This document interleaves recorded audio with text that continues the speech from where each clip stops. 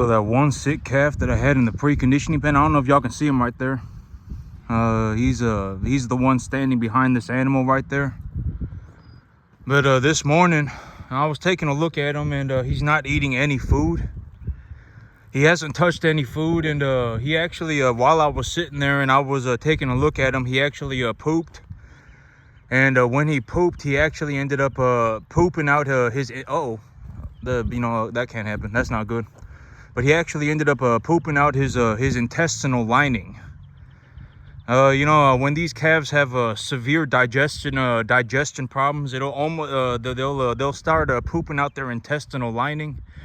The lining in their intestine, they'll actually poop it out. And when that happens, you'll be able to tell, because it's like this clear, almost it's like this clear color, and it's like this goop. And so I was taking a look at him, and I was taking a look at his feed bunk, and he hadn't eaten anything, and he was pooping out his intestinal lining.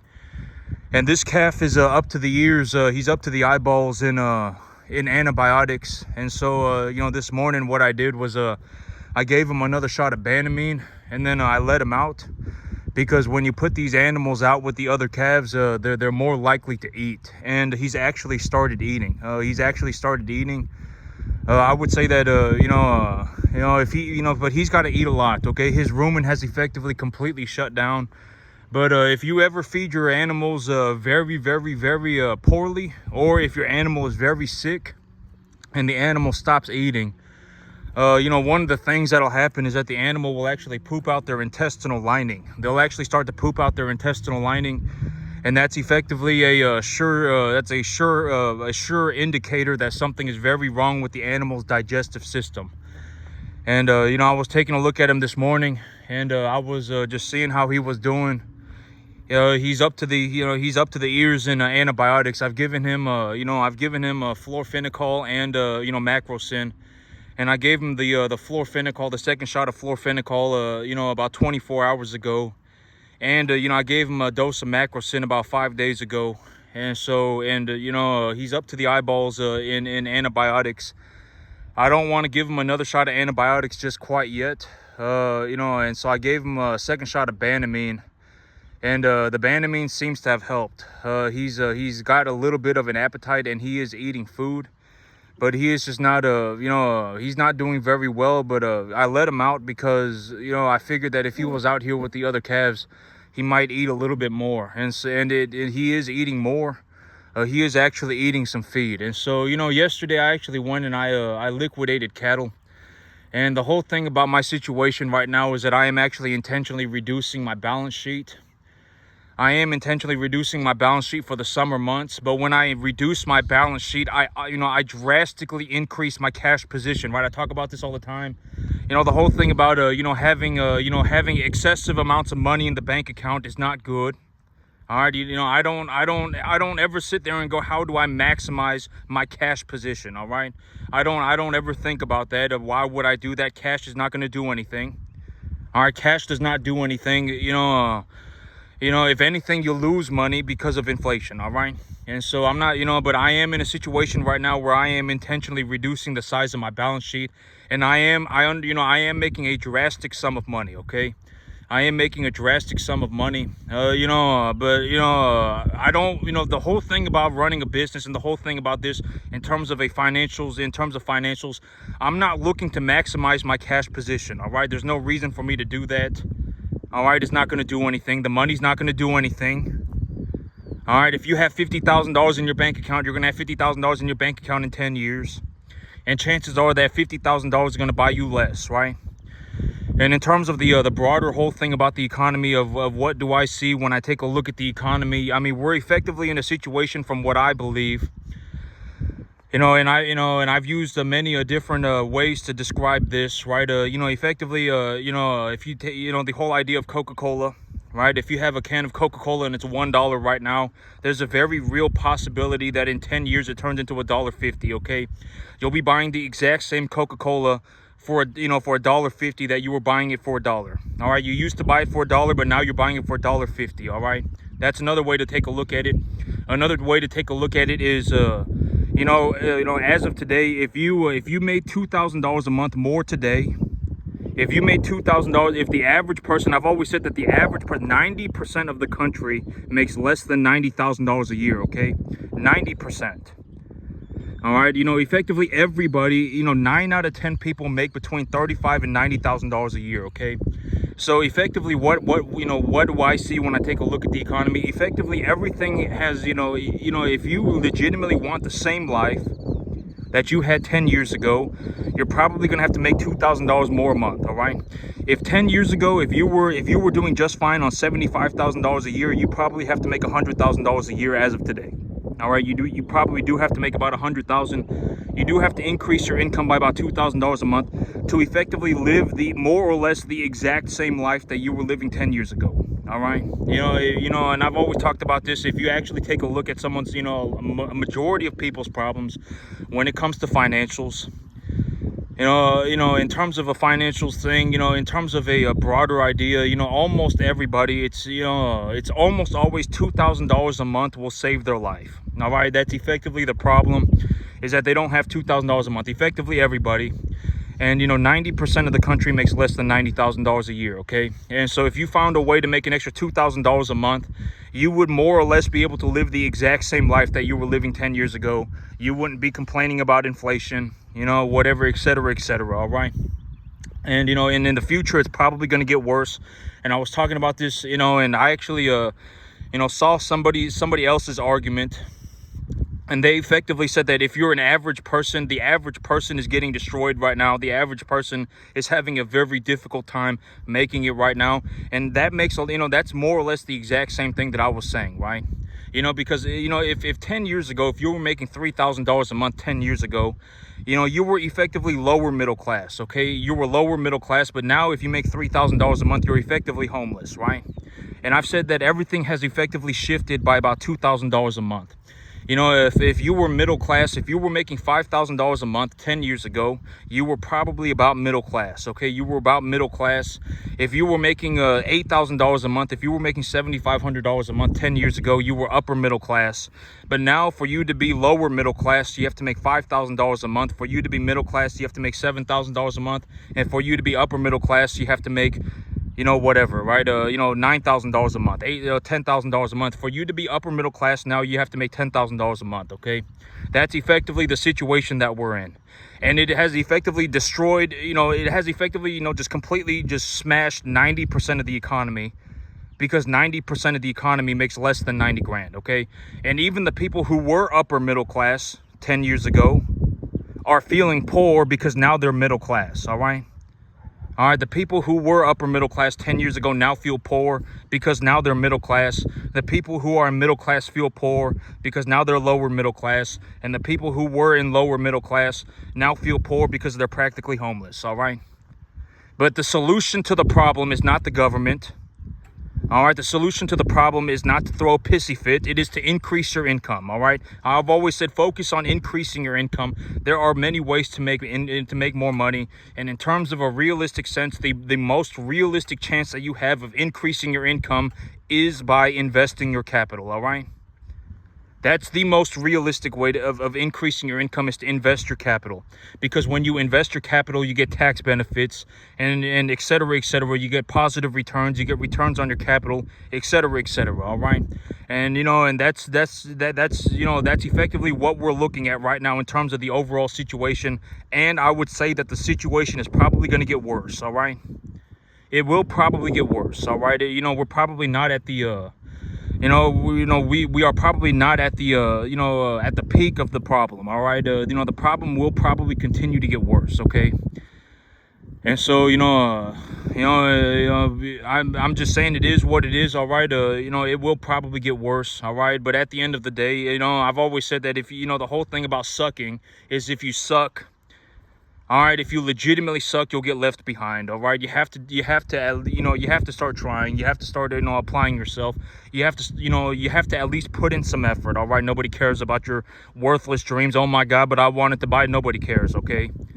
All right, go out and make more money, all right? You're going to have to make more money. If you don't make more money, you're probably going to continue to get smashed by the economy.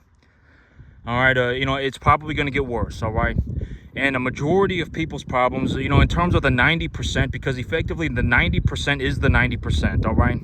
The average household, because the average household is two adults, right? It's two adults. And so if you have two adults and they're both upper middle class, then you effectively now have a house that makes about $180,000 a year, about $200,000 a year, right? And that's upper middle class, right?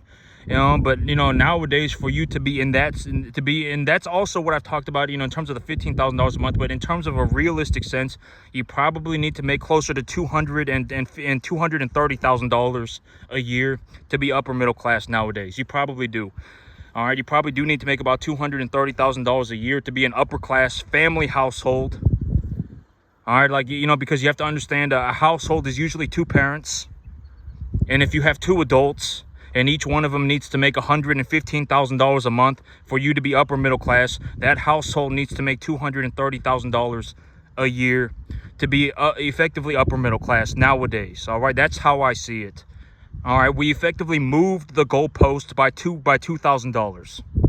So if you were lower middle class, if you were making $3,000 a month 10 years ago and you were lower middle class, now you're probably borderline homeless, if not practically homeless. All right. If you were middle class and you were making $5,000 a month 10 years ago, nowadays you're probably lower middle class. All right. And if you were upper middle class 10 years ago, making $7,000 a month, now you're probably middle class. Realistically, to be lower middle class nowadays, you honestly probably need to make closer to be lower middle class. You probably need to make $5,000 a month. For you to be middle class, you probably need to make $7,000 a month. And for you to be upper middle class, you probably need to make about $10,000. All right, you probably do. That's the new goalpost. Okay. All right, that's how I see it in today's economy, and it will probably continue to get worse. Okay. But right now, in terms of my business, I am shrinking my balance sheet for the summer. I am gonna have excessive amounts of capital, which I don't want. All right, which is not the situation that I'm looking to be in. All right, why would I flood myself with money and sit around with money? Why would I do that? The money's not gonna do anything. All right, the money's not going to do anything. All right, and actually this morning I was saying that I was going to go and take a look at the lease property, but I've actually decided to change my game plan a little bit, because when I have lease properties, I effectively need to spend one day a week going to the lease properties to take a look at the lease properties and make sure everything's going okay. And if I have two lease properties, that means I'm going to have to spend 2 days a week going out to take a look at the different lease properties. And what I actually decided that I was going to do was that I will go and I will spend my time looking at new real estate instead of taking care of my lease properties. I will go and I will take a look at new real estate properties for me to purchase. All right, because the whole thing, and I'm actually not even going to use lease properties anymore, because here's the whole thing about my situation is that in terms of a realistic sense, I legitimately make enough money on this 10.5 acre field already to buy anything on the entire planet. Okay. Increasing my income by about increasing my income by $60,000 a year is not going to do anything for me. Okay, it's not going to do anything. It doesn't matter to me. $60,000 is a worthless amount of money, right? I mean, $60,000 is pennies. All right, 60 grand is not going to do anything. All right, it's not going to do anything. There's no reason for me to go and split my chops open. 2 days out, there's no reason for me to give up 2 days a week, every single week, to make 60 grand. I'm not going to go and spend 2 days a week, every single week, to make an extra 60 grand. Okay. I don't care about 60 grand. 60 grand is not going to do anything. What are you going to do with 60 grand? Right. It's not going to do anything. All right. In all honesty, I probably, I bought, it's whatever. I'm not gonna do that for 60 grand a year. Okay, I'm not gonna do that for an extra 60 grand a year. Working 2 days a week for $5,000 is not worth my time. All right, it's not worth my time. Why would I go and work 2 days? Why would I spend 2 days a week off of my own project for $5 grand a month? Why would I do that? I wouldn't do that, right? That's a waste of time. I would rather just work on my own project, because in all honesty, if I just grow my own investment portfolio, I can make drastically more money than $5,000 a month, right? I mean, $5,000 a month is not going to do anything. All right, you know, what are you going to do with $5,000 a month? I mean, you know, and I even earlier in the video, if you make $5,000 a month, you're practically lower middle class. All right, you're lower middle class. I mean, you're effectively, you know, the closest to a bum out of anybody else in the middle class. You know, effectively. All right, you're practically borderline. You know, you're 1 foot away from being a bum. If you make $5,000 a month today in this economy, you are 1 foot away from being a bum. All right, you know, that's effective. Why would I go and work 2 days a week for $5,000? Why would I do that? I would rather work on my own project and work on growing my own business, right? You know, and so and so instead of going around and looking at the lease properties, instead of going around and taking care of my lease properties, I'm going to give up the lease properties, and I'm going to spend that time looking for real estate to buy. You know, I'm just going to go around and look for real estate to buy. And realistically, you know, I'll probably be buying my new truck here in about 2 months. You know, I was talking about this yesterday. I'm going to buy myself a new truck. You know, if I buy myself a new truck and I buy myself a nice gooseneck trailer, then I can even buy animals up to 500 pounds. All right, I can haul more animals at the same time. It'll make my business more efficient, and then, you know, I'll make more money. And so, you know, but the sick calf is actually still over there eating, so that's very good. That was the big problem that I was having, was that he was not eating at all. And if he's not eating at all, it's going to shut his rumen down. And he is actually standing over there eating right now, so that's very good. I think he's actually, I don't know if he's, yeah, he's panting real bad. But I gave him a shot of Banamine this morning. He was having a bit of a fever. Yeah, but I'm gonna leave him over there. He's got his head over the feed bunk and he's standing there, so I'm gonna just leave him to it. You know, I don't, you know, I do what I can for the animal. You know, he's already up to the ears in antibiotics, and I've already given him 2 shots of Banamine. His rumen has shut down, but you know, if he's eating, then, you know, even if he's eating a little bit, you know, that's better than nothing. So, you know, I'm gonna do what I can, but you know, he's in a rough spot.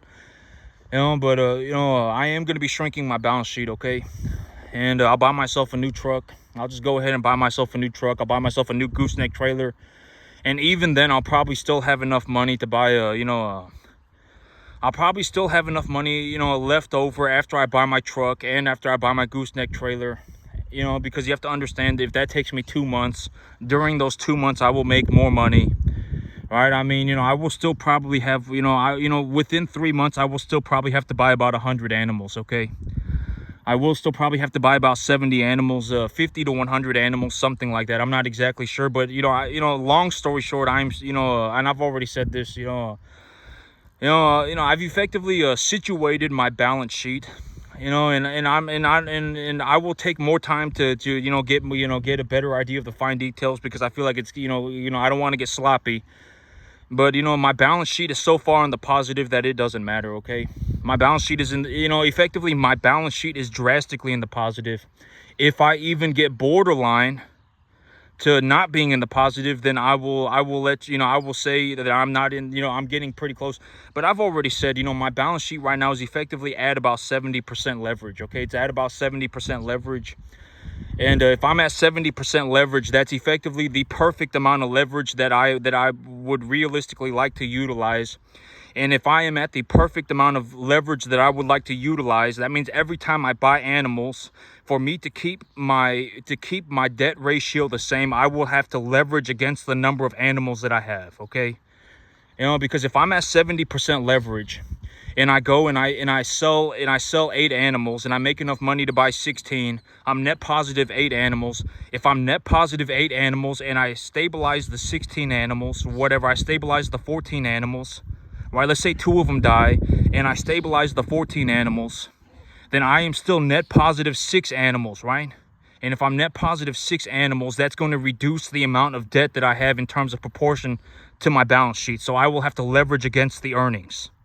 And also, I have the other animals, right? You know, and I've always said that the whole thing about is the one, you know, I leverage against the number of animals that I have on my balance sheet, but I do not leverage against the unrealized gains, right?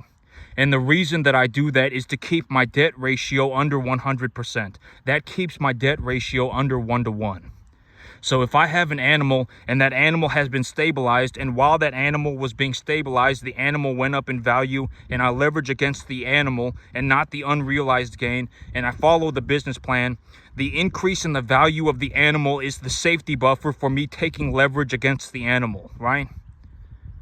You know, it's not confusing. It's very simple. It's not difficult. All right, and when I do that, I get tax benefits, and I get to appreciate more assets at the same time. And a realistic way to take a look at this is if I liquidate 10 animals and I make enough money to buy 20, those 10 animals, 5 of them belong to me and 5 of them belong to the bank. 1-to-1, right? But the extra 10 animals that I can purchase when I sell the 10 animals is the unrealized gain. That was the safety buffer for my business, right? And so when I sell the 10 animals, I owe the bank 5 and I own 5, but I make enough money to buy 20. That means I pay the bank back their 5 animals and I still have 15 animals worth of my own money. If I have 15 animals worth of my own money and I go and I invest that capital, and let's say I bring home 15 animals, and out of those 15 animals, let's say 14 survive, or whatever, something horrible happens and I have 12 that survive. If I have 12 that survive, those 12 animals are entirely my own money. I don't owe the bank anything for those 12 animals, right? And if anything, I still went from having 5 animals worth of equity to having 12 animals worth of equity, right? So now I have 12 animals worth of equity. Those 12 animals are stabilized. Now I leverage against the number of animals that I have. I go to the bank and I take a loan for 12 more animals, right? And right now I'm with my balance sheet the way that it is, I'm effectively liquidating these animals are already pretty large. I'm liquidating somewhere around 10 animals a month. Okay, I'm liquidating somewhere around 10 animals a month, something like that. And but my balance sheet is effectively at a 70% leverage as of today. If I go and I realize my gains, I will have to expand my balance sheet if I reinvest my earnings. If I take the money that my business makes and I put it back into my business, that will grow my business. And if I grow my business, that will reduce the amount of debt that I have in terms of a proportion to my balance sheet. And then I will have to re-leverage against my earnings, all right? I would, that's how I run my business. I'm not suggesting anybody do anything. I am telling you that is how I run my business, okay? I have my capital. I invest my money. I stabilize the asset. Once the asset is stabilized, the asset will probably have gone up in value. There is an unrealized gain associated with the asset. Then I leverage against the number of assets that I have, and I don't touch the unrealized gains. And when I do that, it keeps my balance sheet at about 70% leverage, okay? But realistically here very soon, and even and I may actually have to very soon I may actually have to start leveraging against some of the unrealized gains, because the whole thing about this is, and I've been speaking about this, if I have more animals, the more animals that I have, the faster the appreciation value of the equity, the faster the asset appreciates. And so I may even have to start, leveraging against I may even have to start leveraging against the unrealized gains. Or if I don't, I will legitimately end up in a situation where I'm at like 30 or 40% leverage, okay? If I don't start leveraging against my unrealized gains, I will legitimately end up in a situation where I'm about 35% leveraged. And, there's no reason to be 35% leveraged, okay? That's, even if I'm 70% leveraged, it does not matter. All right, it does not matter. It does not matter. Because at the end of the day, even if I paid off all of my debts, I would still have 30% of my money left over, right? Then what does it matter? It doesn't matter. I took the debt and I purchased a tax deductible asset with it. It doesn't matter, okay? And I appreciated the value of the asset. It doesn't matter, okay? It doesn't matter. I really like to keep my balance sheet at about 70% leverage. Okay, that's where I like to keep it. That's kind of the sweet spot, 75%, something like that. Because even if something goes wrong, let's say that you have an outbreak of BRD, right? You have an outbreak of BRD and you lose 10% of your asset portfolio in a month. You lose 10% of your asset portfolio in a month. Well, chances are during that month, your assets will have gone up in value. And congratulations, you just made all your money back, right? I mean, I've always said that in terms of money, the money doesn't matter to me. All right, the money, money is whatever. Even if I had nothing, I could make myself a drastic sum of money. It doesn't matter. I'm not saying money doesn't matter to me. I'm just saying money is negligible. I'm not saying money does not matter, because money does matter, right? Money does matter. All right, let's not kid ourselves. Money does matter, but to me, money is negligible, because even if I had nothing, if I legitimately had nothing, I could make myself, I could easily start myself another cattle farm, even if I had nothing. All right, and when I start cattle farms, you need to the whole thing about me starting cattle farms is that when I farm cattle, I legitimately make more money than effectively anybody on the entire planet. I make hundreds of thousands of dollars a year in this backyard by myself. Legitimately hundreds of thousands of dollars. I am being completely honest about this. I legitimately make hundreds of thousands of dollars a year on this 10.5-acre field. Hundreds of thousands, all right, legitimately. I will probably make 40 grand I will make more than 40 grand in just the next 30 days. All right, it doesn't matter. I mean, I'm not going to say it doesn't matter. Money is negligible, all right? Even if I had nothing, I would just start myself another cattle farm. And if I started myself another cattle farm, within 6 months, I would be making, over 100 grand, all right, a year. And at that point, I can effectively buy anything, all right? It doesn't matter. Money's negligible, all right? I make hundreds of thousands of dollars a year doing this.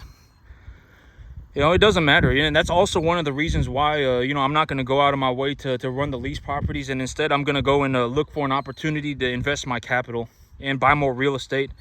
Because in all honesty, even when I just farmed my 10.5-acre field, I thought about it. And I was like, for me to go and work on these lease properties, I am effectively spending 2 days out of the week to make 5 grand a month. That's effectively what I'm doing, and that's not worth my time. Okay, that is not worth my time. Working 2 days a week for $5,000 is not worth my time.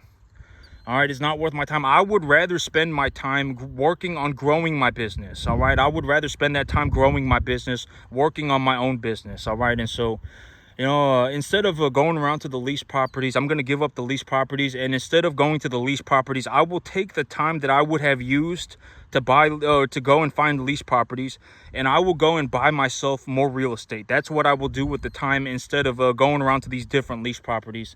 It's just not worth my time.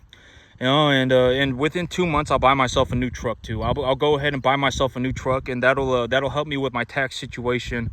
But even after I do that, I'll still have to purchase, within 2 or 3 months, I'll still have to purchase, close to, about 70, 100 animals, something like that. All right, but that's that's the thing about, the whole thing about, like, when you legitimately watch when you watch me, farming, when you watch me farm, it just is what it is. All right, the whole thing about this situation and everything, I'm telling you the truth, and it is what it is. At the end of the day, it's not my opinion. Nobody cares about an opinion. If you legitimately have an opinion and you have nothing to show for it, there is a very realistic chance that you are actually closer to being a homeless person, a bum, than anything else. Because at the end of the day, farming is not easy. Most people cannot farm most people cannot do it. The work is just too difficult. I guarantee it. All right, and I've talked about this. Like me, I did not start off running 200 cattle a year. As of today, I probably will run closer to 350 cattle for the year by the time the year is over. I've already ran about 90. All right, and and when I take the 90 and I reinvest the earnings and I leverage against the money, I'll have to purchase a significant amount of animals. And the whole thing is, I actually do this stuff in real life, right? I actually do this stuff in real life. I actually make more money as a farmer in my backyard than effectively anybody on the planet makes doing anything. Legitimately, honest to God. God is my witness. Honest to God. I make hundreds of thousands of dollars a year doing this, okay? I legitimately make hundreds of thousands of dollars a year. Over the next 30 days, I would bet that I make over 40 grand. Over just the next 30 days, all right?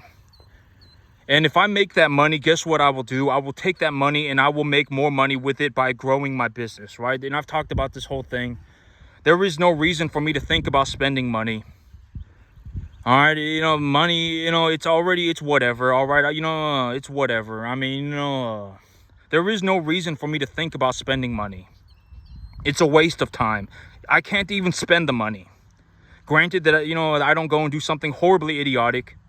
I effectively make enough money to buy anything on the entire planet.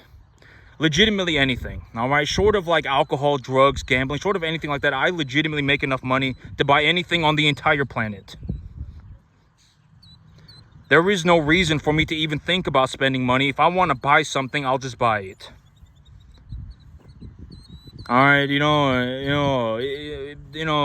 it's just whatever. Money is just kind of negligible to me. It doesn't matter. And the whole reason and the whole thing about this, me not going to the lease properties and everything, and I thought about it and it's not worth my time. And in all honesty, even if I just farm this 10.5 acre field, I legitimately make enough money to buy anything on the planet already.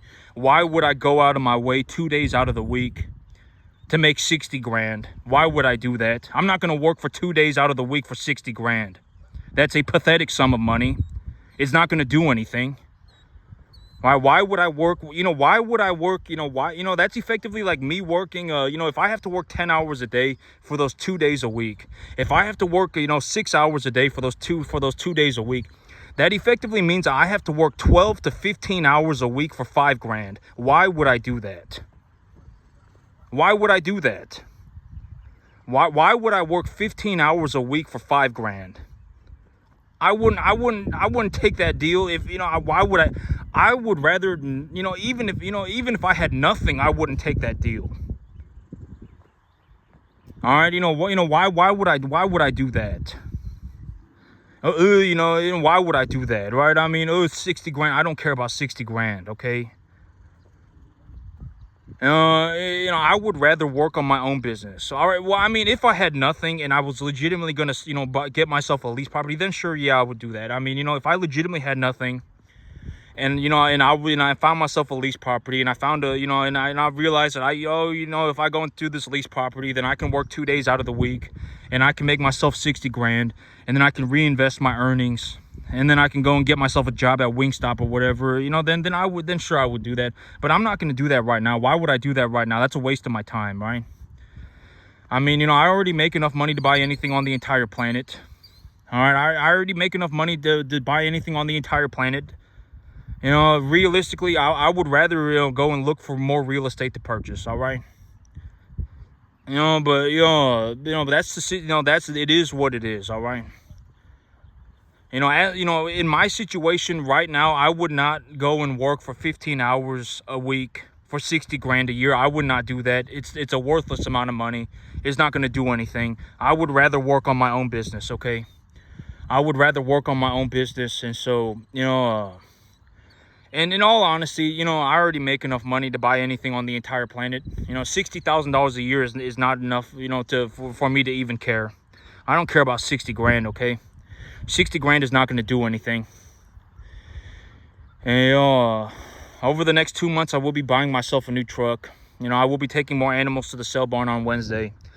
And I did liquidate animals yesterday, and everything is going okay. Everything's going is going decent. My leverage is exactly where it should be, just about. I'm doing very well for myself. And that's it for me today, YouTube. You have a good one.